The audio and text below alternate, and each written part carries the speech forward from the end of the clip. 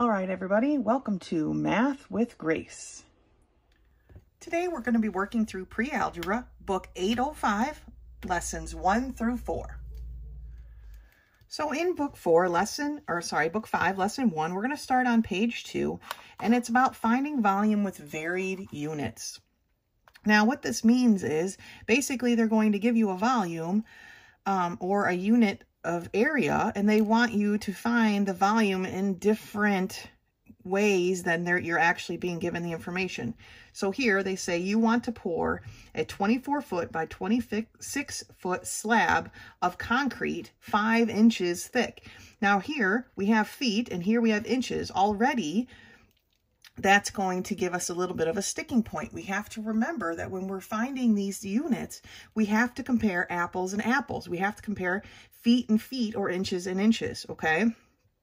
But then it says, how many cubic yards of concrete will you need? Well, in no way, if we find a volume here, are we going to have cubic yards, right? So that we're going to have cubic feet. So then we have to be able to transfer it from cubic feet to cubic yards. And so let's read through the steps that we would take here. It says, find the area of the base in square feet. Remember, area of a rectangle, a 24 by 26 is a rectangle.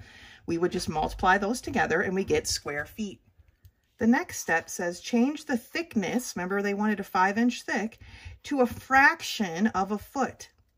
Now, when we're talking about 5 inches, it's 5 out of 12, right? A foot is 12 inches. So when we have something that's 5 inches, we have 5 of 12. And then they want you to multiply that out. So at this point, you successfully calculated the volume of the slab of concrete that we're looking to pour, okay? 260 feet cubed. Remember, cubic feet represents volume. But now we have to change those cubic feet into cubic yards, okay? Well, we know that 1 cubic yard equals 27 cubic feet because 1 yard equals 3 feet. If we cube 1 yard, we still get 1 yard cubed. But if we cube our feet, 3 times 3 times 3 is 27 feet cubed, okay? So that is our conversion. 1 cubic yard equals 27 cubic feet. So if we divide our 260 by 27, how many 27s are in 260? We'll find out how many cubic yards we have. And it's approximately 9.6. So he needs about 9.6 cubic yards of concrete. Okay, this happens all the time in construction. A lot of times mulch and all that stuff is sold by the cubic yard. And so you have to be able to convert from the cubic feet volume of the space that you want to fill to cubic yards. So looking at the problems on page 2, they have a little remember bubble here. And this is basically the steps that we're taking to solve these problems. Finding the area. Timesing that by your fraction of a foot, because those steps right there give us our volume. Dividing our volume by 27 gives us yards cubed, okay? Now for mine, I like to draw pictures, and I've done the work on the side, which is why I've covered it up. But I like to draw pictures just so it represents, I can see what it's representing, okay? So I'm gonna try to let the picture be visible, but not the rest of my work yet. But number 1 tells us that Mr. Tice asked Dry Gulch Landscaping to construct a flagstone patio and sidewalk for him. How many cubic yards of stone will it take to make 6-inch thick base for the patio? That is 16 feet wide, 22 feet long, okay? And 6 inches thick. All right, so this is kind of maybe like an overhead view, but it really doesn't matter how you draw it. I like to draw it just so I can see it. But 16 feet, 22 feet, 6 inches thick of stone that he needs to put down first before he puts the patio and sidewalk in, okay? So first we find the area. So our first step for number 1 is taking 16 times 22, and we get 352 feet squared. That's where we're at so far, okay? That's the first step. Second step is this part here, times that by a fraction of a foot. Well, we've got our 352, and we're going to times that by 6 inches, remember? Well, 6 of 12 we can reduce, so we don't have to work with such a big number, right? It's 6 of 12, 6 inches out of a foot. Well, we can reduce that to 1/2, right? So let's work that through. It's 352 times 1 divided by 2, and we get 176 feet cubed, okay? So now we have our volume. Well, we take our volume, 176 feet cubed, and we divide that by 27. And that gives us 6.5185. We are going to round that to, it says here, round to the nearest tenth. So we're rounding the 5 based on the 1. So the 5 is not going to change. So 6.5 cubic what? Yards cubed. Okay, 6.5 yards cubed of stone is what he'll need to fill in this space. Now, in the work that I did here, I kind of condensed it all, right? But I did the exact same thing. If you feel comfortable putting the information directly into this formula and just working it out directly, then go right ahead. Here I kind of broke it down still, but I like to see what's going on, especially as I'm teaching it. Okay, let's take a look at number 2. So number 2 reads, how many cubic yards of bedding sand will be required to spread 1 inch of sand over the 16-foot by 20-foot patio base, 22-foot. So we have the same patio here, except this time they want 1 inch of sand. Well, the area is the same, right? We don't need to find the area again. It's 16 times 22. We've done that. We found out that it was 352 feet, right? So let's move on to the area times our fraction of a foot, okay? So we're going to take that times our 1 inch out of 12. So basically, we're multiplying it by 1. 352 stays the same. So all we have to do is take 352, divide that by 12, and we get 29.333333. Goes on and on, okay? So now we have our feet cubed. All right, that's where we're at. We have our volume. Now we're going to take our volume of 29.333333, and we're going to divide that by 27, right? We're looking for cubic yards. So let's do that on our calculator.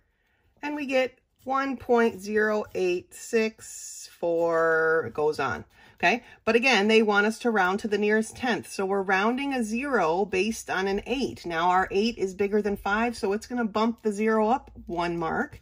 So it becomes a 1.1 yards cubed of sand. Okay, he needs 1.1 yards cube of sand to get a 1 inch layer of sand in this space. All right, let's take a look at number 3. All right, for number 3, it says the sidewalk. So this was the patio portion. Here's the sidewalk. The sidewalk for Mr. Tice is to be 3 feet wide and 120 feet long. Victor plans to make the base for the sidewalk 4.5 feet wide and 120 feet long. So we need to look at the base because that's what they're talking about. How many cubic yards of stone will be required to make the base 6 inches thick? So I drew it out here, right? 4.5 feet wide by 120 feet long by 6 inches thick. Okay, we got to start from the beginning. First thing we need to do is find the area. Well, we have 4.5 feet times 120 feet, right? Well, let's do that math. 4.5 times 120 gives us 540 feet squared. We have our area. We take our area of 540 feet squared and we times that by our fraction of a foot. They want a 6 inch base. And remember, that was 6 out of 12, but we can reduce that to 1/2, okay? We take 540 times 1 divided by 2. And we get 270 feet cubed. Now we have our volume. We take our volume of 270 and we divide that by 27. And we get what? Well, it's pretty obvious, right? It's going to be a 10. Straight up works out evenly this time. And so we need 10 cubic yards of stone for number 3 to make the base for the sidewalk. Okay, so when we're working on these problems, remember, area times our fraction of our foot has to be a fraction because we cannot just multiply our 16 times our 22 times 6. They aren't the same unit of measure. All right, everything has to be the same unit of measure. So by making our inches here a fraction of a foot, we are converting it over to feet. And so then we can use it in our problem, right? Then we divide all of that by our 27, which gives us our yards cubed. Okay, landscapers and people who work in construction do this kind of stuff all the time. So this is great practical work. Good job. Lesson 2 begins on page 7, and it's all about constructing a triangle with 3 given sides, okay? So here are the, basically, they're telling you, if you found sticks on the ground, or could you recreate a triangle out of the lengths that they've given you, okay? It may seem complicated, but it's really not. What you're going to need is a straight edge and your compass. And that's all, well, and a pencil, of course. But these are the basic tools we need for today, for this lesson. So what we're going to start with is we want to start with a line, and it's just our beginner line. And we want to make sure it's longer than our longest line that they've given us. And so I just like to put a nice big line. Okay, then we're just going to set a point on the line. Now the book a lot starts at the end, but I like to put a point. You can start at the end if you want, because that's totally fine. I like to put a dot. That's just how I like to do it. Okay, so once we've drawn our beginner line, our work line, okay, we're going to take our compass and we're going to measure our longest piece. Okay, so you're going to unwind your compass, putting your point at one part, at one end, and stretch it out until the pencil part reaches the other end, okay? This is your length of segment F. Now, we're going to put our point either at the end of the line, if you choose to do it like the book, or on the dot, if you choose to do it that way, okay? You put your point on the dot, and you make a mark on your work line. Okay, that is the length of segment F. You can put a dot where your line crossed and you can mark it F. That's the length of segment F. You've successfully marked down your first segment, right? So now let's go and take the measurement of our next segment. Let's do E. E is quite a bit shorter, right? So we need to shrink her down here. But I'm going to line up my point at one end and I'm going to shrink my compass here until my pencil reaches the other end. Okay, I've successfully measured E. Now I can transfer that over. And what I'm going to do is I'm going to put my point on this spot here. I'm not going to start at the start, although you could, it doesn't really matter, but I'm going to stick it right here. So my point goes on the dot. And then what I'm going to do is I'm going to make a swoop. I call them swoops. And it's going to be kind of big, because I'm not exactly sure where my next segment's going to fall here. So I'm just going to make a nice large swoop. Okay, that gets us to the bottom of this page. Let me turn the page here. I decided not to turn the page because the measurements aren't on the other page. So then I'd have to keep turning back anyway. So anyway, okay, here we got. We have our E, right? We've got it kind of measured out. We don't exactly know, though, where it's supposed to be yet. That's why we need to measure D, which is our third segment. And again, this is our shortest segment.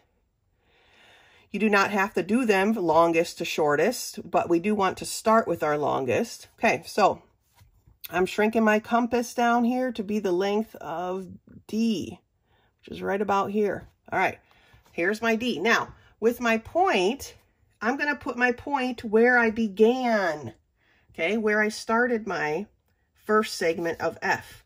That's where I'm going to put my point this time. And I'm going to put a swoop out here Oh, see, look, I just barely hit it. That's why we want to make a nice big swoop. I didn't make mine quite big enough.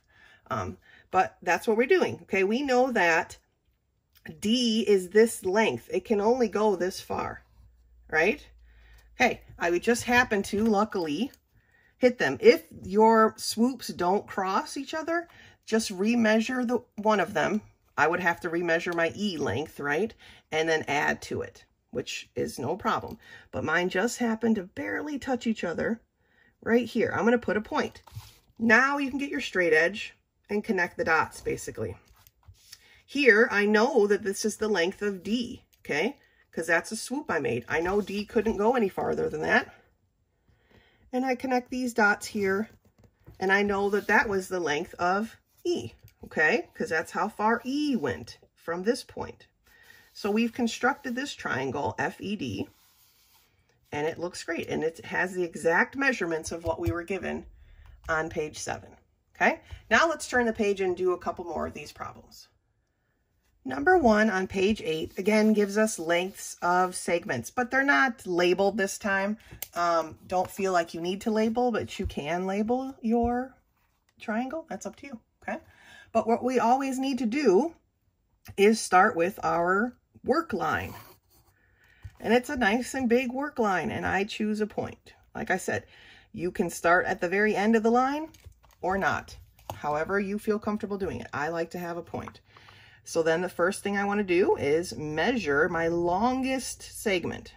I'm going to put my pin at one end, and I'm going to stretch my compass out until my pencil reaches the other end. Okay, then I'm going to transfer that and putting my pin on my dot or at the end of your line and putting a swoosh.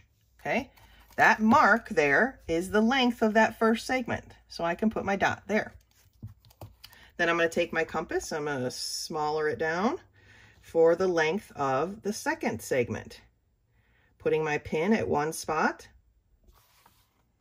shrinking it down here till it matches the length, okay?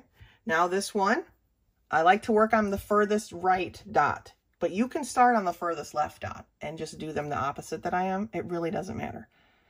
But I'm going to put my pin on my furthest right dot, and I'm going to make my swoop. I'm going to make my swoop a little bit bigger this time since I missed last time. Okay, making my swoop. That gives me that second segment, right? I don't know exactly where it lands on this line just yet. That's what I need the third segment for. So bring my compass back over here, shrink-a-dink it down to the size of that segment. Okay, putting my pin at one end and the pencil at the other. Now I'm going to put my pin back in my starting point. Okay, let me turn my compass a little bit here. And I'm going to make its swoop because I know it can only go that far. See, now that time I actually have an X marks the spot. So where my two swoops cross, I'm going to put a dot. And then I'm going to connect those dots. Okay, I connect the dots here. That was my smallest segment. And I connect the dots here. That was my, oops, went a little too far. That was my middle segment, right? And then I have a triangle constructed with the 3 segments that they gave me. Now, I'm not going to do any more for this video. If you need to double check and you're not quite sure you understand, go back and watch it again. If you still have questions, please let me know.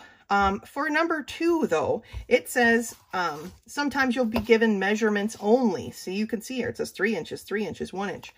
I had to grab a protractor because my little ruler here is in millimeters only. But what they want you to do is basically measure it up with your ruler, okay? They want 3 inches, so you would just put your pin at the 0 and stretch your compass out till it gets to 3 inches. Okay, now you've got 3 inches for your segment. Okay, and it's got 2 3-inch segments. So that's how you would do that. Okay, using your ruler or a ruler to find your lengths. Okay, keep it up. You're doing a great job. That's lesson 2. Lesson 3 starts on page 12, and it's about reducing algebraic fractions. And the way that they want you to do that is to list all the factors of the numerator and the denominator, and then cancel out the common factors. So here's our original fraction, a to the 5th over a squared. Well, we can write that out as a, 5 a's, right, over 2 a's. Then they canceled because a over a is 1, right? If you have a over a, that equals 1. So those can cancel each other out. So for as many a's as there are in the denominator, you can cancel an a in the numerator. And so we're left with only a 1 in the denominator, but we still have 3 a's, or a to the 3rd power, in the numerator. So it becomes a to the 3rd, okay?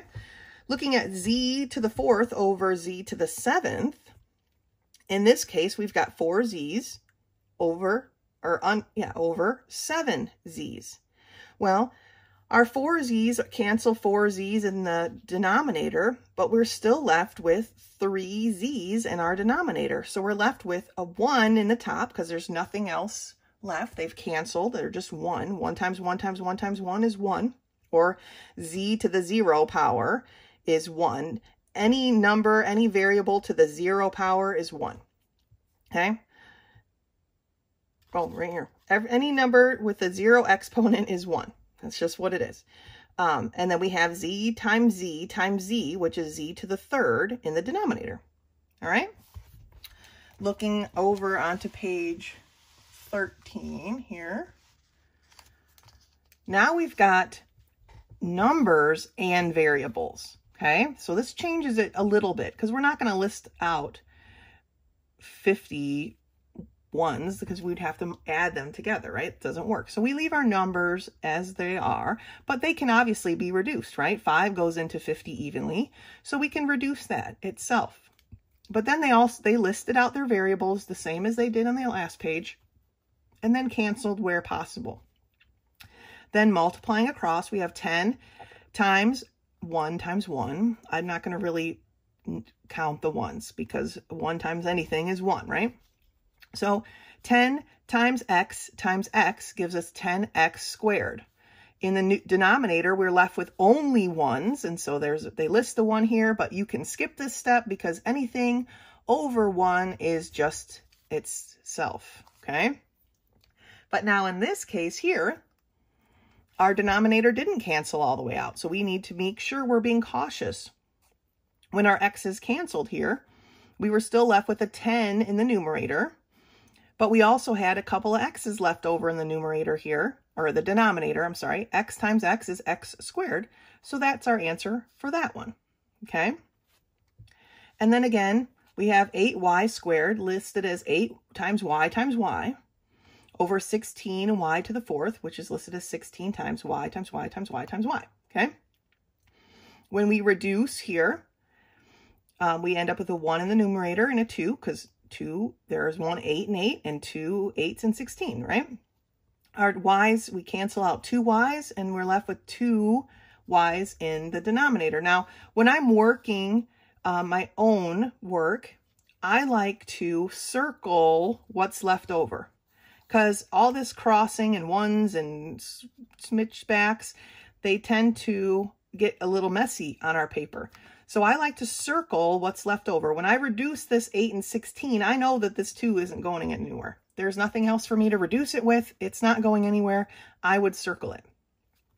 After I reduce my variables, I circle what's left over because I don't want to miss it when I'm transferring it from this mess to here. All right? Now, I've only got 1s in the numerator, so it's just a 1. Here, we could leave the 1 out because it's in the denominator and it doesn't count. But when they're in the numerator, they do count, and we have to make sure we include them. So I've got 1 over my 2 times y, which is 2y squared. All right, let's take a look at some of these problems. So we're in Book 5, Lesson 3, page 13, reducing these algebraic fractions. Looking at number 1, Part A, we have 13b over 39b squared. Well, let's rewrite it to 13. There's still just one b up there, but we have 39 times b times b. Okay? Now, 13 and 39 can be reduced, right? 1 13 and 13. How many 13s are in 39? Well, there are 3. And I'm going to circle that 3 because I know it can't be reduced anywhere else. My b's are going to cancel out. Okay? Now, I don't write the 1 in like the book does. If you want to, please do. There's nothing wrong with that. Like I said, it just tends to get a little messy. And I know that that's a 1, and so I don't need to mark it.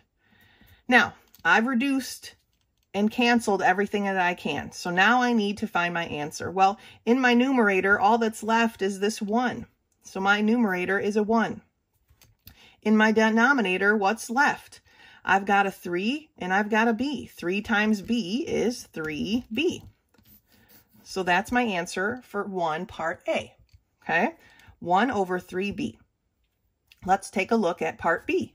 Part B is c to the 5th divided by c to the 3rd. Well, let's rewrite that like the book shows us. So it's c times c times c times c times c, right? Divided by c times c times c. Okay, we've got 5 c's in the numerator and 3 in the denominator. Well, what does that give us? Let's cancel out the 3 that we can. Only leaves a 1 down here, right? That's all that's left. And in my numerator, I've got 2 c's left. Well, the 1 in the denominator doesn't matter anymore. Any number or variable over 1 is that number, okay? So I just have c times c, which is c squared. So my answer for 1b is c squared.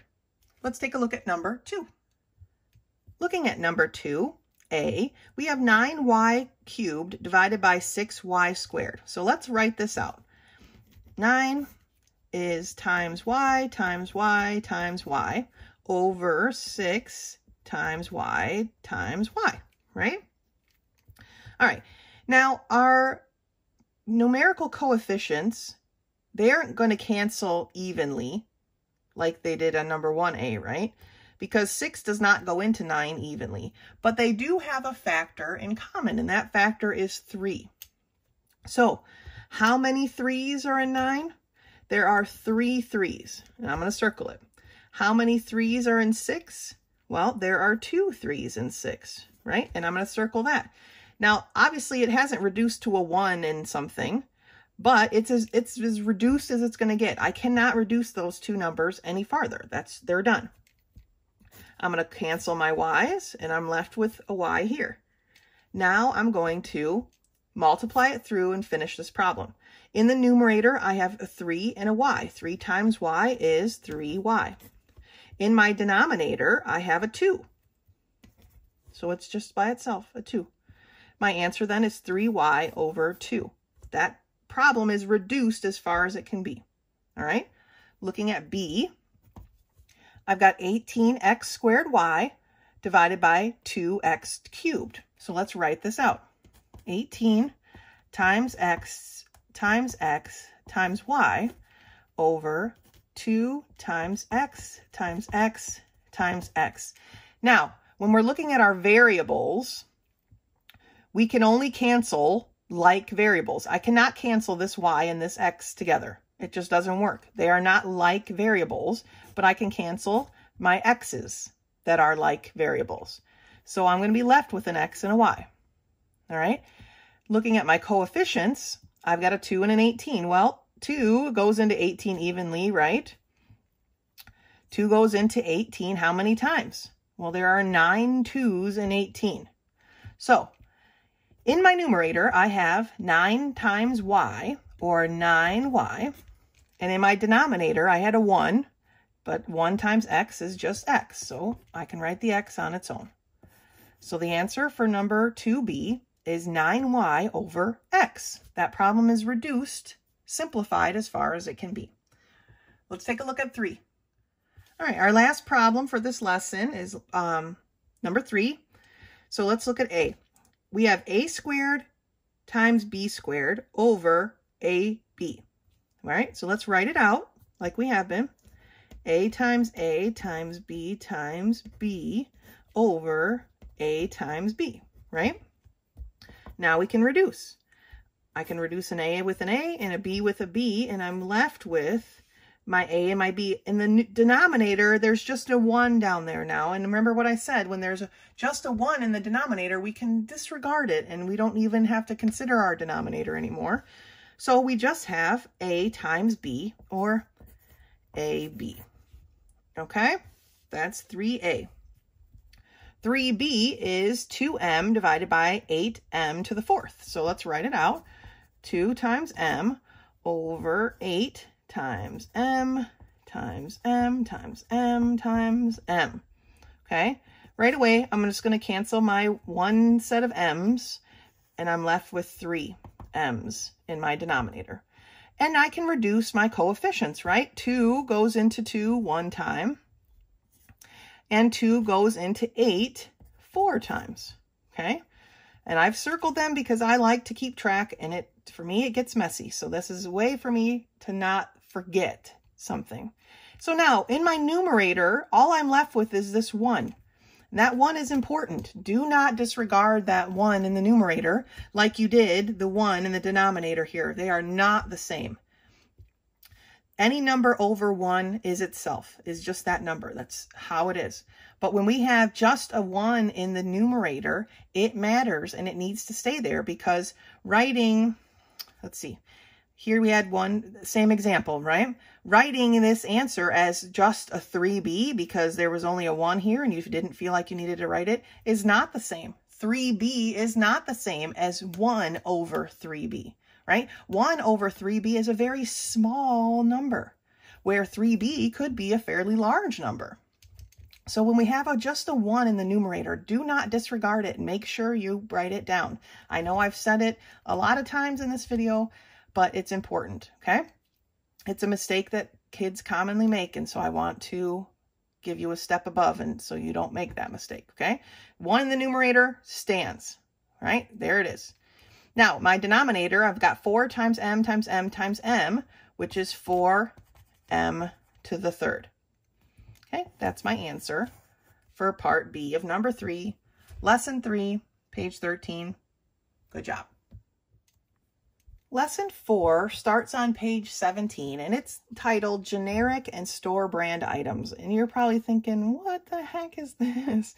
And it's kind of a silly lesson, but it's actually pretty important. Now, there's a lot of information here. This is the only bit that I found interesting, but it says some factories produce identical products for a number of companies, with the only difference being the name on the end product and how it's packaged. These products are called private label products because the factory puts a different label on the product for sale by different companies. What that means is Campbell's Soup could possibly, and I don't know if it's true because I don't care enough to actually look, I'm just giving you an example. Campbell's Soup could possibly buy their soup from the same factory that makes the generic store brand Walmart soup.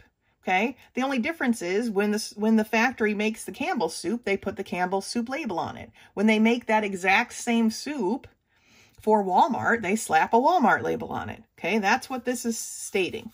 Private label products. So some people like to look down on store brand items because they think that they're not as good quality, but they could be made by the exact same company that makes the name brand.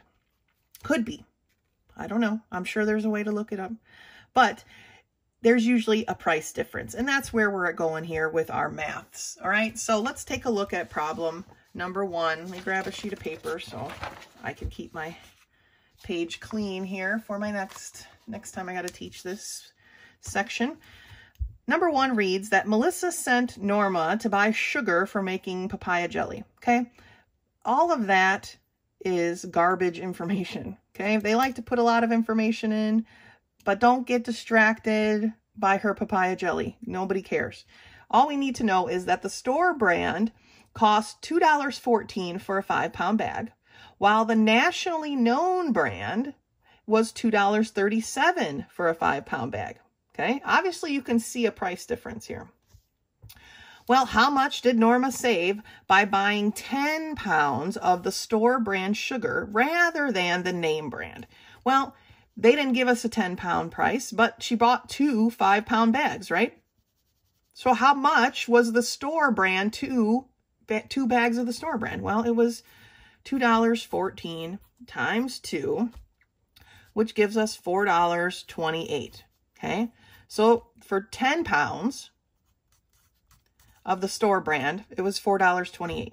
Well, to figure out how much she saved, we have to figure out how much the store brand, or the name brand, the nationally known brand, would have cost. And that was $2.37 times 2 bags, or $4.74. Okay, so that's for 10 pounds, but this is the national brand. This is the store brand. Okay, well, what's the difference? It's basically subtraction.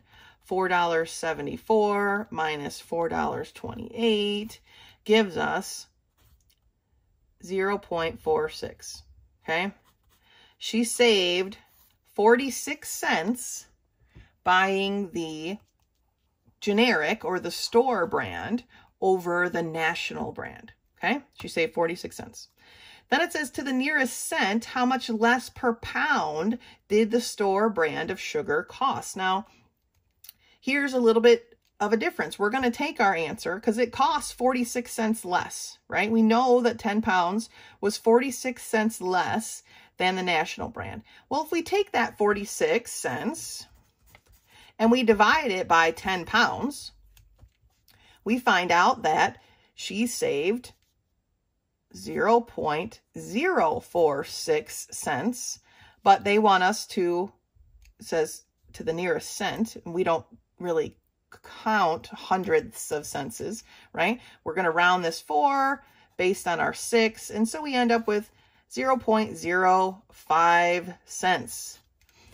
The store brand sugar was 5 cents per pound less than the national brand of sugar. Okay, that's what they're asking here. So they've taken regular grocery shopping and they've made it into math. But guess what? Regular grocery shopping is math. It's always going to be math. While this seems ridiculous, I do this at the grocery store all the time because a lot of times they'll give you a price per piece or a price per ounce. And we're going to work on these types of problems as we move a little bit further in this book. But sometimes, even though a price might look better than one or the other, if you actually do the math, you'll see that the one you thought was more expensive is actually a better price just based on the quantities that we're going to get. But for now, we're just trying to figure out which is better, which cost is better, the national brand or the store-bought brand. So let's take a look at number 2 here on page 17. And number 2 tells us that Nora now purchased pain reliever while shopping for her mother. Tylenol, which is the name brand, right, was priced at $8.19.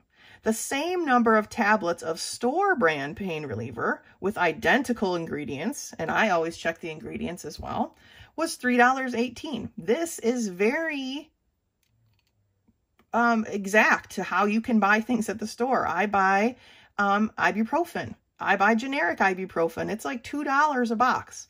While the the national brand ibuprofen is like $8 or $9. And so it makes a difference. But how much more did the Tylenol cost than the store brand? Okay, so this is a very simple problem. $8.19 minus $3.18. And when we do that math, we get, and you can do it on your calculator, you can do it by hand, however you want, but we get $5.01.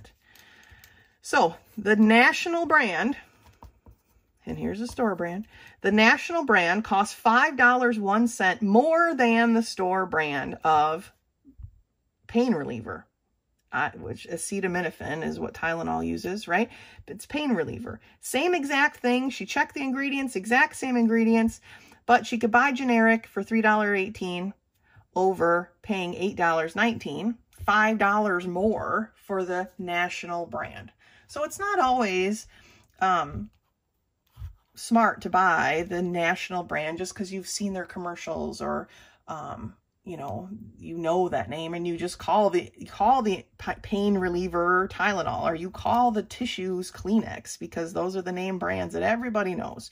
But you can get pretty much the exact same thing for much less if you don't care. And I don't care, so I buy the generic. All right, but that's the basic lesson for today. Make sure when you're doing these, that you read the story problems carefully. Sometimes students think that the problem should be harder than it is. Like this one was a simple subtraction problem, but that's all they want to know. How much more was the national brand? Well, how much more is a subtraction problem? Okay, so don't make these harder than they need to be. All right. That's lesson 4. That's it for this video. Lesson 5, as you know, is your quiz. You did a great job, and until next time.